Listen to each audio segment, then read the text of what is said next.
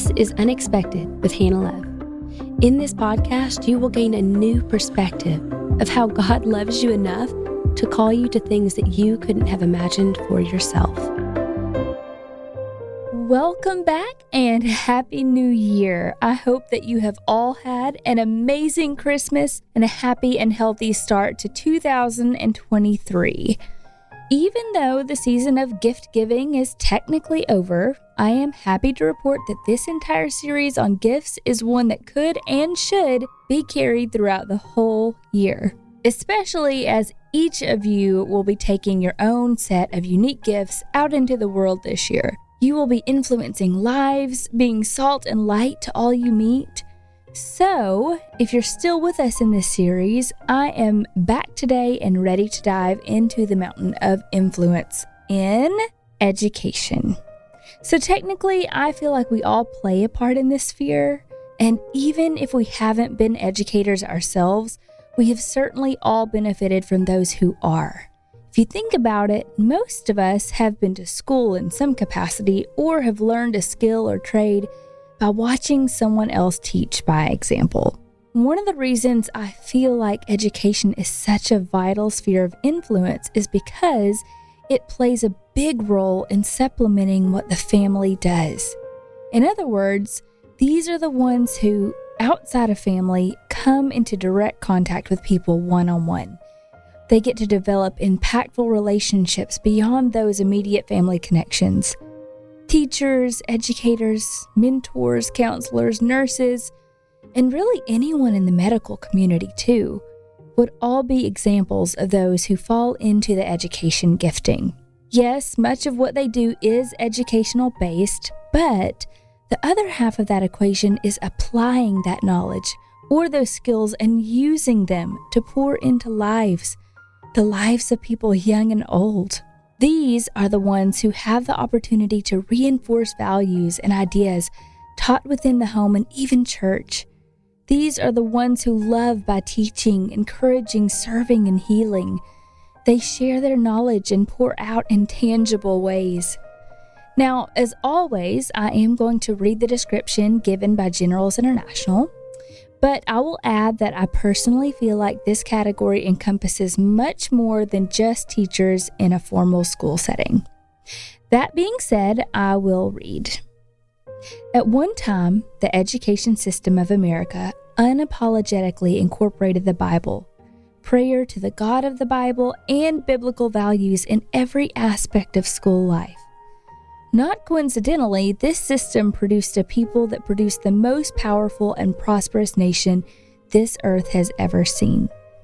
A reintroduction of biblical truth and biblical-centric values is the key to renewal and restoration in America's failing educational system. So that is an insightful description, and it is a true one.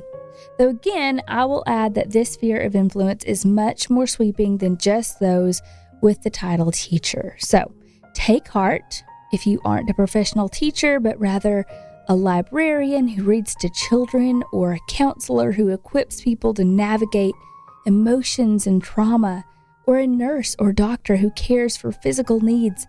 Your impact is invaluable to those many lives. If you are a physical therapist, occupational therapist, or even a dietitian or nutritionalist, these are all skill sets that take years of education. And the beauty is, all of the things learned can be passed along to those who need it through the years. In fact, a verse comes to mind from Matthew, chapter 25, verses 40 through 45. The king will reply, "Truly I tell you, whatever you did for the least of these brothers and sisters of mine, you did for me." Then he will say to those on the left, "Depart from me, you who are cursed, into the eternal fire prepared for the devil and his angels. For I was hungry, and you gave me nothing to eat. I was thirsty, and you gave me nothing to drink. I was a stranger, and you did not invite me in.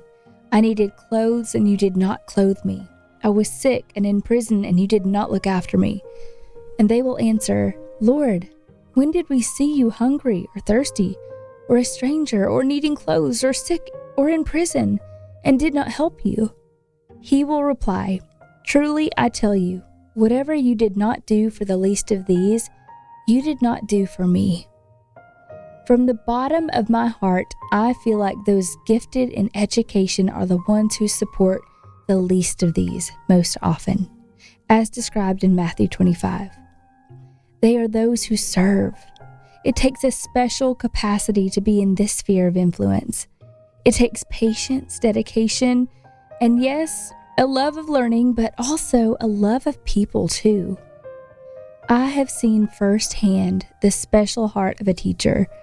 My precious mama taught kindergarten for over 30 years.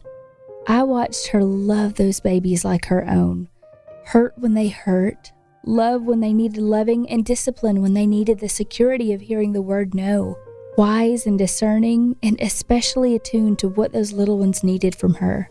I suspect she took food and clothes to those who had little, and I know she spent extra hours on those who needed extra help.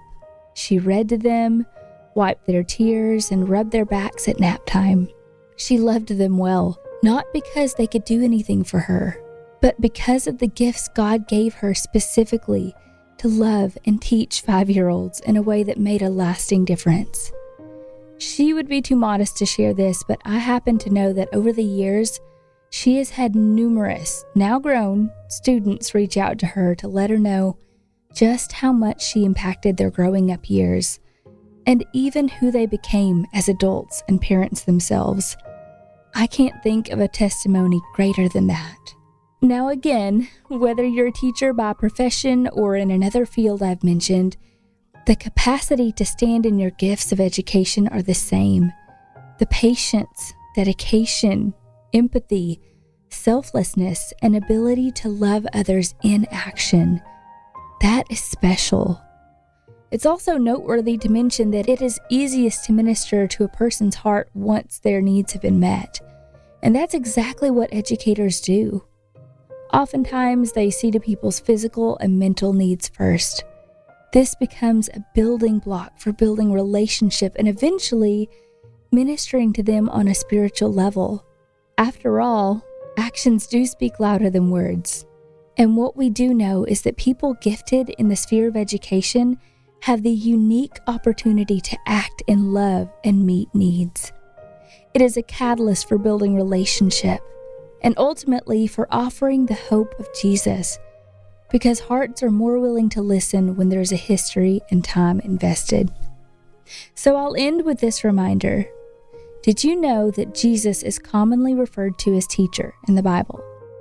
Though he was a carpenter by trade, he was by and large a teacher in his giftings. It's part of the reason he came, to teach us by example, and then to become the ultimate sacrifice for humanity's sin. And though none of us is capable of living a perfect life as Jesus did, we all do live lives observable by the world. So, by default, we teach too. I pray that you will remember that as you step into this new year. Many of you will stand on multiple mountains of influence, merging your giftings in ways that only you can. So today, I pray you'll reflect on those who have gone before you to teach, instruct, correct, and ultimately to love you well. I pray that you'll recognize within yourselves the same talents and giftings cultivated by those who poured into you. If your gifts of influence are in the world of education, you're a special one. And many of you need that reminder today. As a new year dawns, go and serve. Teach, knowing that you are making more of an impact than you could imagine. God has equipped you for such a time as this. Thank you so much for listening today. If this episode has encouraged you, please feel free to share it with your family and friends. There's a lot of stuff going on in the world today, and my hope is that this show is a candle in the dark.